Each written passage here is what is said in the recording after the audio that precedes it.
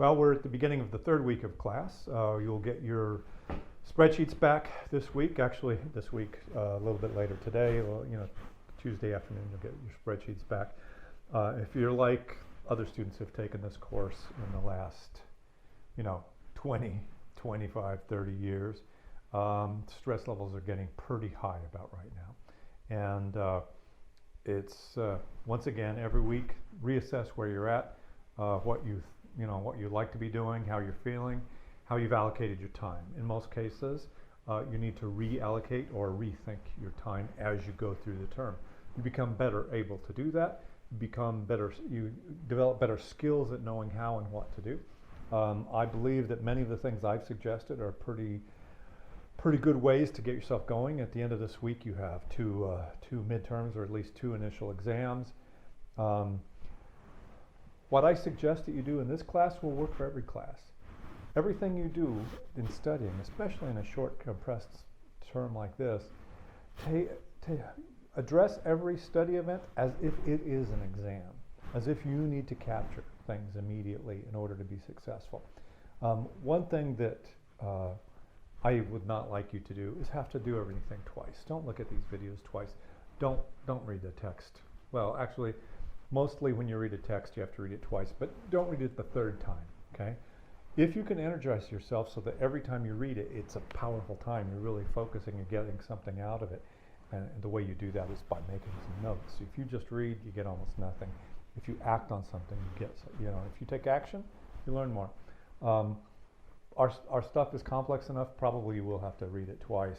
But if you're ineffective and your first time through isn't really very strong or very action oriented, you'll have to read it 3 times or 4. You don't want to be doing that. So use that in your other classes. Use that thinking in your other classes. That your goal is to read things once or twice at most. Your goal when you work a problem is to try and work it once.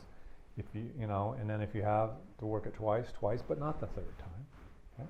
Keep going with those problems, with everything you're doing. And I actually have to change that. At certain points in certain classes, you get big snarky problems. You might have to work them 3 or 4 times to get them down. Okay? But once you understand it, the next time you'd like to do it right, completely. Okay? So the more complex problems a little later on in the term, you might end up having to do more than twice. But you'll know those when you get there. They're ugly. What I want to discuss with you right now, a couple things about the spreadsheet. You're going to get the spreadsheet back. You're going to have a revision. The revision will be posted on Wednesday with some instructions. You have to correct all your mistakes and resubmit. And you have to resubmit your spreadsheet and the marking document. If you look at the marking document, you should study that. That's part of this class. I created that marking document by doing what I told you to do. I followed the instructions for making the checklist. You need to ask yourself why your checklist doesn't look like my checklist. I mean, really, this reflection on that checklist is part of this whole semester and this whole assignment. Now, there were maybe 2 or 3 items on that checklist that were not part of the instructions, things I've added, but almost everything on the checklist, 90% of the items on that checklist were exactly from the instructions and things you should have had on yours. And you need to look at that. What do you need to do? You need to correct anything that the marker noted, and then you need to remark your whole spreadsheet based on the checklist and based on some things I'm going to say today. Because this class is being run as an M-level class, meaning you are an important part, a very important part, of maintaining the system as a whole. And so it's your energy of remarking yourself. You will find things that the marker missed. It's a very complex assignment. When it comes back, it's going to be remarked again fresh. Okay? Well, first thing we'll do is look and see if you've corrected the things that you're supposed to correct. But as we're doing that, the whole thing gets remarked. If we find something that was overlooked, well, when it gets remarked, it gets remarked. So points can still be lost for something that wasn't spotted the first time around. Why? Because our goal is to get a good spreadsheet. We're not playing marking games here, okay? We need to get you to the point where you know that you've created perfection in a professional product, and you've done it under your own horsepower. On the way, you learn a lot of stuff because we're doing M, right? That's a tough thing. I know when I described M, you thought, oh yeah, I know, I understand that, that's what M is. You don't understand it until you have lived it, and that is what you're going to be doing now. The other aspect is that concept of a task level instruction. Once again, when I was going over it, I went over it after you had turned in the spreadsheet, so you had partial understanding of it. I'm going to give you an example here in just a minute of a task level instruction. And here's one thing, here's a sentence. I'm not going to get this sentence exactly right because I didn't memorize it, but you'll be able to find this sentence in the instructions. This spreadsheet should not be too specific to Brock Manufacturing.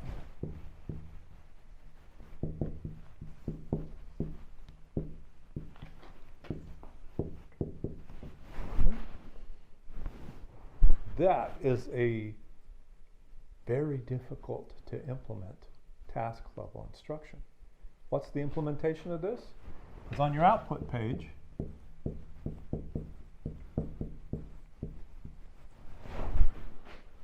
Almost everything should be a cell reference. You should have very little typed in text on the output page, because everything that is an account title for that income statement is an account title for Brock Manufacturing. If you have a different subsidiary, they're likely to have different account titles. So on the output page, account titles, oops, that's the T,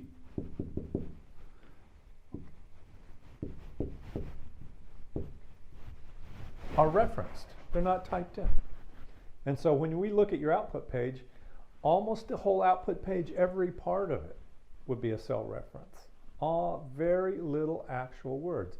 The only words that will really be there would be income statement subtotals, because there's no account title for cost of goods sold, right? It doesn't exist on that data page. So that would be typed in because it is a subtotal. Similarly, all the other subtotals that were in there would be typed in. But the account titles themselves, not typed in.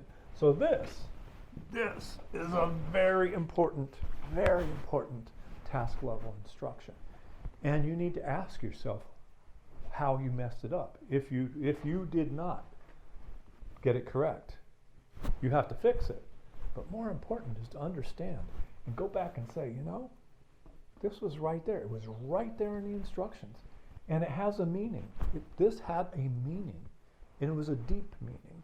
And it was something that you had to transfer from a task into a procedure. Go throughout the entire document. You'll see that there are many of those. In addition, we had some things that were just procedures, such as no numbers in a data page, or in a computations or output page. That was part of the spreadsheet design standards, no numbers. Okay, what some people did is, for instance, they wanted a negative number, which you don't need and shouldn't have, but nonetheless they did want a negative number. And so they did something like this, C12 times minus 1. Okay, you lost the points right there. This is not a task level instruction. This is a violation of a procedure level instruction. It was very clear. No numbers in an area that you do computation. So no numbers in a computations page or an output page. It doesn't matter if it's a natural constant, but minus 1's not a natural constant. It was used for a different purpose. You used it to change the sign of something. Notice that that is not covered under the exception for natural constants. So don't do this. If you did this, you lost points, because in this case you lost points because you failed to follow an instruction that was given to you specifically. And so you need to address that. You need to ask yourself, what was I thinking? Here's another thing. You have to have consistency in your spreadsheet. So at some point you will have a line, possibly, that says less ending inventory. And then what some people did was, and this is where they use this minus 1, and I just made up this number, it's not from the assignment. Less ending inventory minus 1,200. Lost points on that, because what is What does this mean, less? This means subtract. Subtract minus $1,200. You have completely inconsistent presentation here. And I guarantee you, some users, actually all the sharp users are going to look at this and go, wait a minute, what's going on here? And then they're going to get out their calculator, or in their head, they're going to redo your computation to see what the heck you were doing. And this doesn't make any sense, unless what you want to do is actually minus a minus, meaning add that 1,200 back in, which is not what you want to do. For the most part, you're going to use in the accounting, notice we'll say less ending inventory, and then this number, oh rats, I don't have my eraser. This number would be $1,200. Less ending inventory, $1,200. And then the underlying formula would be a subtraction. The expert user, the accountant looking at this, is going to see the less ending inventory and say that's a subtraction.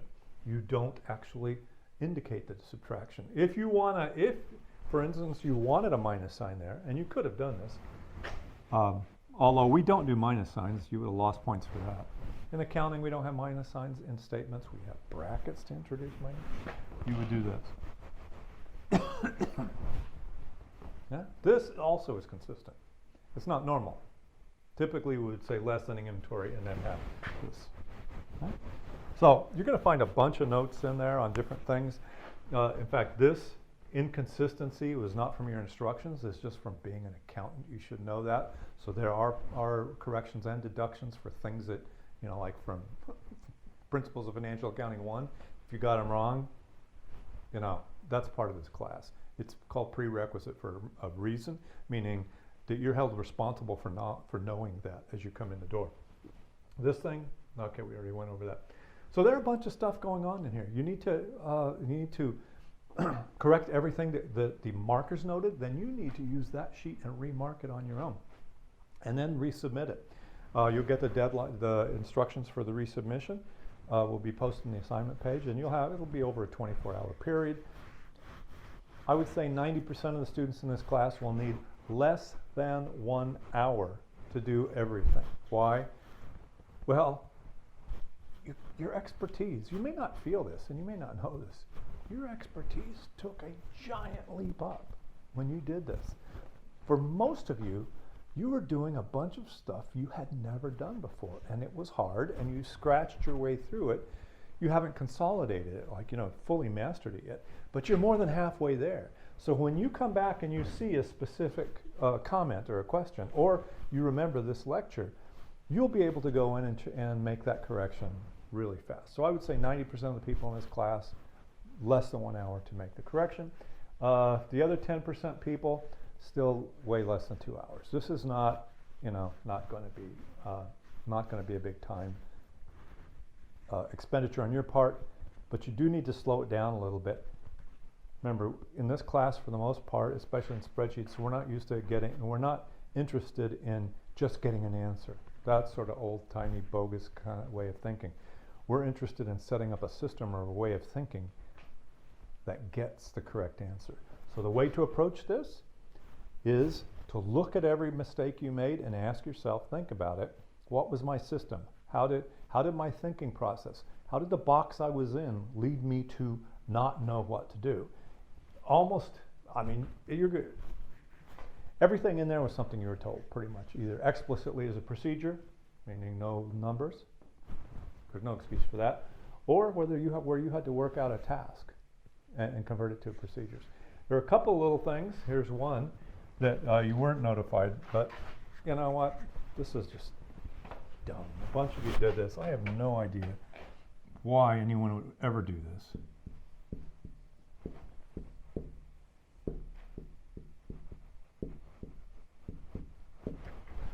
Do not ever do this. This is stupid. It is stupid, stupid, stupid. Whenever anyone else, remember, the purpose of this is to create a tool for someone else to use. But anytime somebody else sees this and then this, they're going to be stopped dead in their tracks, and they're going to go, wait, this isn't the summation. It doesn't even, remember, a summation is a sequence of numbers, right? That's part of the official math definition of a summation, a sequence of numbers. I know, how's that a sequence? Doesn't look like a sequence to me. Will this come up with the correct answer? Sure, but that's a quirk. That's actually probably like a programming error in Excel that it will work and get you the right answer. It's nonetheless dumb because you're using this concept. You're not just using an abstract, method or tool in Excel. You're also using a concept called summation. And this is not summation. It is not a sequence of numbers. Go look in the math definition of summation. It's adding serial addition of a sequence. And it can be numbers, vectors, other things. But one of the key ideas for us is in everyone's brain, part of the meaning of sum is sequence. So you cannot violate that. The same as, actually it's the one I just erased, that less ending inventory, that has a meaning. Summation has a meaning. If you violate that meaning, even though, quote, it will work, and in some cases it might be, if you're really quick, it might be a little faster to do this. But even though it works, you're creating confusion or you're creating hesitancy in the next person who's the tool user. That is, we're going crazy on that. Our goal isn't to produce a correct answer. Our goal is to produce a tool that will not ever slow another person down. So there may be some other examples of this in there. That's just bad programming. Never use it again until you die. Even after you die, don't. In the heavenly Excel, don't use it then either. So there'll be a few of these things. These are not very frequent. Almost everything else that's up there is something that you were told either as a procedure or indicated that it was a task for you to complete. So we need to get this done. The intellectual benefit is titanic, right? If you stop and reflect on it and consider at the same time those two ideas we're playing around with. M, maintenance. Are you really up to being a maintenance person? Because a maintenance person, if you were truly M and had, a year, if you had been M for a while, you wouldn't have made any mistakes. You would have been given instructions and you would have said, it's my duty. I have an ethical duty to do every single instruction to the best of my capacity. And you would have made almost no errors. Now, there's something you can do that's wrong and it'll be an X, it'll be like an X there, but no points off. For instance, the macro idea. If it looks like you tried to do a macro, there are no points off for that. Okay? Macros are a little bit tricky. Sometimes people get lost. For most of this assignment, the points are really, did you make an honest, serious attempt to do it? And if you did, most of the time there are no points off for a fully fleshed attempt.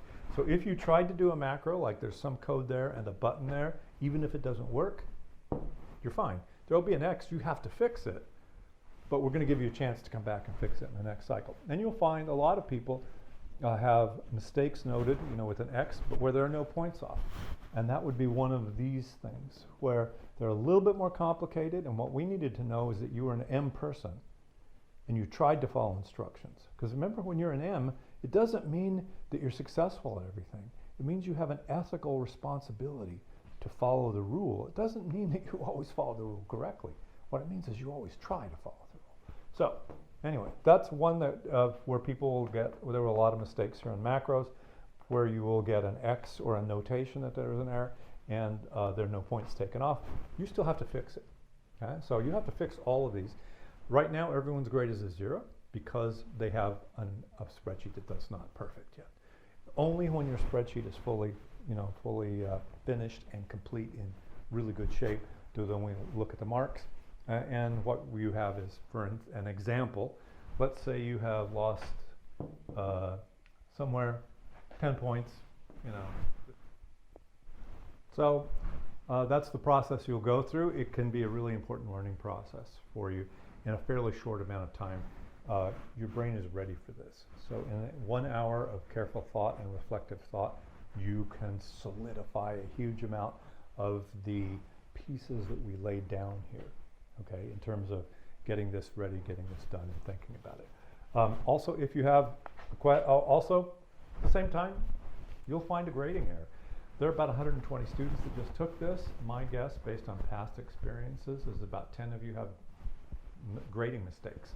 in your paper based on the interpretation, because it is quite a complicated assignment, so there's interpretation on both sides. If you believe that there's a marking error, the way that you respond to that is you write text. On the marking sheet, you write the text next to where the error was noted and say, I believe this is correct, and explain why. An explanation is 1 sentence, 2 sentences. It's not a huge burden. And then we will reevaluate it, and we will keep going, and we can go around in circles a couple of times until everyone's satisfied. And there's no problem. So notice I expect there to be around 10 because of the level of complexity of this assignment. So please do that. At the same time, think about this, and I promise at least 10 of you have a grading mistake in there. And if you do this process in a careful way, you can find that grading mistake. Okay? So that then is the next step. Be careful, apply what we've done in this class to your other classes. Got a lot of stressful weeks coming along. Remember the first set of lessons, I stressed how fast we were moving. This is, you're getting this in the beginning of the 3rd week. I am sure that most of you are now completely swamped. Like, you're seeing this thing happen, and it is scary, and it's a bit out of control. Stop. Take an hour. Think through what you did, where you've been efficient, inefficient. I think if you take some of my suggestions that you may have applied in this class, apply them to your other classes. The idea work well in every class. The key idea is approach everything like it's an exam, with that exam level of intensity. Remember, I have that picture of that woman who was sitting down with a cup of tea, reading. Don't do that. That's low intensity stuff. That's for pleasure reading. When you're in this kind of a bind, every minute that you work needs to be high intensity, high focus in all of your classes, so that you don't have to do things 3 times. Like this video that you watch from me, you don't want to be watching my videos twice. Okay? Once. But the only way you can watch this once is if you own every piece as it goes. You stop it frequently, you make a note to yourself, because remember, it's the action of making that note. It seems stupid, and it doesn't even really matter if you go back and review the notes that carefully. What matters is that your brain will work differently if you actually write the note down. Okay? And write it down in a way that makes sense. Look at it, say that makes sense, then continue. Do that in all of your classes if you can. Let's hope for a good semester and a good result this weekend. And that is all about spreadsheets. So we will move on to the next video segment, where we take on a slightly different topic. That's all for now.